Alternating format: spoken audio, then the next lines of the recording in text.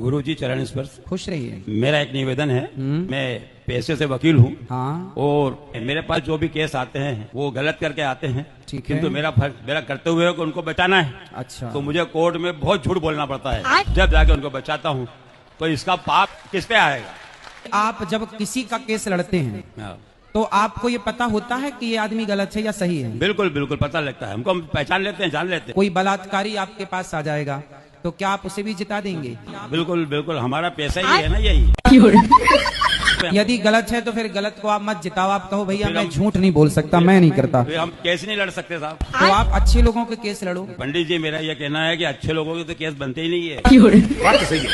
तो दो में से एक तो सही है। हाँ, एक तो सही है ना। तो आप दो लड़ रहे हैं तो एक तो सही होगा। तो जो सही है आप फाइल पढ़ के समझ लो कि कौन सा सही है। जो सही है उसका केस आप ले लो, भाई तू सही, मैं तुझे जिताऊंगा। जो सही रहता है ना उसका केस तो गवर्नमेंट लड़ती है, हम नहीं लड़ते।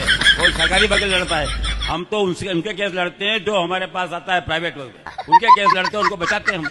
हाँ। अब हमारा तो अब जैसे हमने कई एक्सीडेंट हो जाते हैं, हम जानते हैं कि इसने एक्सीडेंट किया है, हाथ करके बदमाशी करी है, फिर भी हम उसको बचा लाते हैं और वही करवा देते हैं।